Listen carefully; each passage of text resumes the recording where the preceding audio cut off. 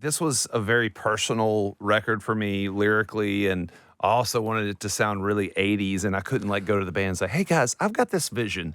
I want a record all about my journey, and I want it to be 80s, and y'all want to come along?" So it just it felt like from the beginning that it was going to be something that I wanted to do, and it was about 10 years in between my first solo record and this one, so it just felt like it was time. Charles, it's great to see you. How are you? Good to be back. Good to have you back again. On your own. I've noticed this time. They'll be back here soon. So. Of course, Yeah. of course. But you've got business, solo business, and that's why you're here. So it's great to see you. Yeah, I'm glad to be here. You've got a big gig coming tonight. Yeah, I'm excited. Playing the Tabernacle. Going to play a bunch of songs off this new solo record, some off my first, and then got to throw some Lady A songs in there as well. So it's gonna be really fun. This is my first time as a solo artist, playing a show over here in the UK. So excited about that, and I was reminded actually when I told Hillary and Dave where I was playing, they were like, "That's the first place we played as a band was the Tabernacle." Ah, okay, right. So it's all going full circle almost. Yeah, for sure. How does it feel though? Because clearly, you're so established in with the guys, and I know when you were here with them before, you were talking it's more like a family than a band, right? It is, and the kids all play with each other and all that. So how does it feel now that it's flying solo this side of the Atlantic? It is. It's different. I mean, it's a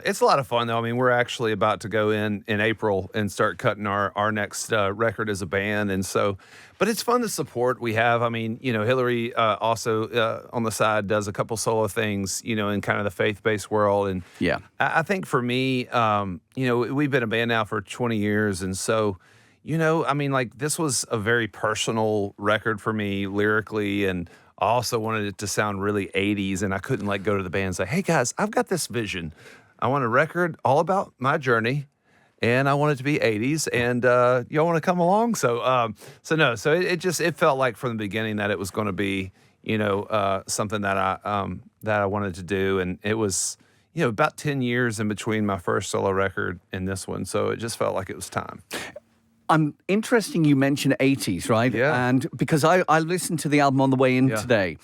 And I was going, in my mind, I was thinking that, but you have to be careful sometimes. If I'd have mentioned that to you and you go, "What do you mean by that?" No, gosh, no. But it's really interesting. It's unapologetically 80s. And I was getting that vibe loud and clear. Yeah. And I loved it, by the way. And a bit of a soul vibe going on too. For sure. So I suppose it's absolute freedom, isn't it? Yeah. When you've literally got that clean canvas and you can go your way. And I think that's why, again, it feels like it's something that I can kind of get away with a little bit more as a solo artist. But I mean, I think music is just, for me, it's just another example of every artist. We're all influenced by so many different genres of music. And I think for me as a solo artist, I'm able to just say, what am I in the mood? What kind of music do I want to make today? And growing up, I played in a lot of cover bands. We would sing a Garth Brooks song, then turn around and do a Michael McDonald song, then turn around and do, Lenny Kravitz. I mean, it was just all over the board. And so I really feel like I've got so much different music inside me, and but the 80s always held a special place. I've always loved like Bryan Adams, Michael McDonald, just stuff like that. A lot of different yacht rock, and I don't know. It wasn't like I set out to make this type of a record, but as we had a little time off as a band, I just started writing. And I didn't know if I was writing for the band or myself or for other artists. And it started kind of a little theme started showing up. We kept, it really had this 80s theme. And I had just gone through this, this journey of sobriety over the past 3.5 years. And I just wanted to like put this kind of hope and inspiration into the lyrics. And it felt like the right time to do it. Well, it sounds the right time as well to hear it. And again, you're singing my song literally when you're going and touching on any of that. I was picking up some Hall & Oates in there too. Love Hall & Oates. That kind of vibe, I've got to ask you as well, though, bringing it right up to date, with Maren Morris. You've got a song. So how did that come about? Yeah, Maren and I, we've just become good friends. And, and so anyway, she was a fan of the record. I put out the record a little while back, and she, we'd had some time together, and she was like, "Man, I really love this stuff you're doing." And I said, "Man, so I haven't even announced it yet, but I've got another track that Richard Marx is going to sing on, or he has sang on it that I haven't released yet. And so I was like, man, wouldn't it be cool if I got someone in the country world or, in my kind of friend base that might want to sing on one. And so this song, Can't Be Alone Tonight, I reached out to Mary and I said, would you ever, be willing to sing on the song? She's like, that's my favorite one off the record. So anyways, it was fun to kind of see, because I'm so used to singing with Hillary too in duets, that like see how a different artist approaches, their process and stuff. And she's such a pro. And I mean, she knew exactly what to do. Like we went in there and it was just like, I said, what are your ideas? And she goes, well, I'm thinking I'll come in on the first chorus and sing the second verse and back and forth. And I just think she just elevated the sound of that song to such a different level. And I'll be playing that song, in the show, of course, tonight at the Tabernacle. And no, Maren will not. I don't know. Maybe I should just say, hey, maybe she's going to be there.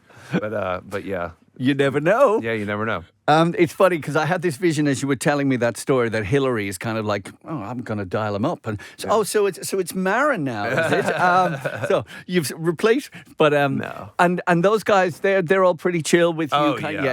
Yeah, this has been something. I mean, obviously, the first time I did this 10 years ago, it was an interesting conversation. If I'm being honest, it was kind of like, hey, I've written some of this music and that kind of came about, Hillary's got 4 girls now. Dave has 3 kids. We have our second just came along. And so there's definitely a lot of juggling that happens. And that first solo record came about that we were having some time off the road. And I just started writing and I felt like I wanted to try, to do this for fun on the side. And I just love making music. And, I think out of all 3 of us, I'm probably the one with the most passion to like tour. I love touring and I love making music. It feels almost like a hobby to me, like to go in and write songs. It doesn't feel like a job. And so to me, I have so much music I've written and I feel like no one gets to hear even 80% of it, and it's a way for me to kind of get out more music and especially to show a different side of myself. I mean, no different than I think Beyonce making a country record or Post Malone. It's like, well, hey, us country artists also have a ton of influences, and as a country band too, we've always unapologetically been a very pop country band. I mean, Need You Now is about as could have lived in the 80s just as much as it lives in the country pop world. So yeah.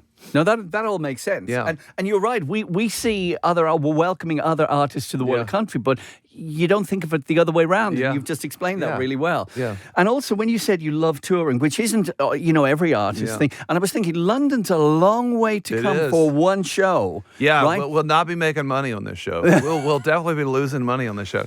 But it's fun. I had this opportunity to play in Switzerland as well, and that'll come up in a couple of days. And I was like, you know what? Let's go do a London play while we're heading over there. And so, I think the biggest reason was I got so many people, so many fans reaching out. I was like, when are you coming to UK? And I actually had a lot of fans fly to the States, which sounds crazy. A lot of them are diehard Lady A fans that had flown to the States to watch my first solo show that I did shortly after the record came out.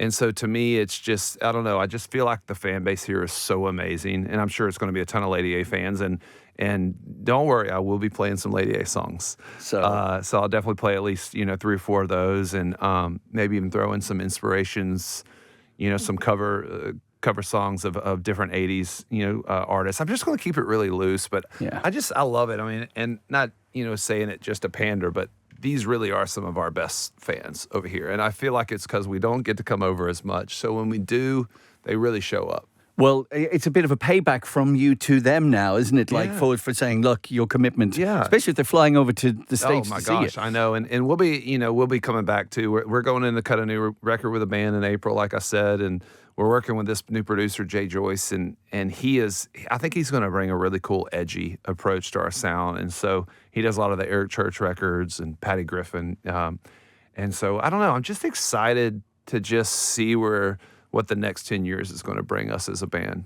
And presumably at some point when you've got the new album out, you might... We'll be back. I was going to hit on this. C2C is always so much fun, but even we've gotten to headline the O2, just as a band, and I thought that was a big moment for us where we really realized that again, the fan base had gotten to a really, insane level over here, and that we want to keep feeding that.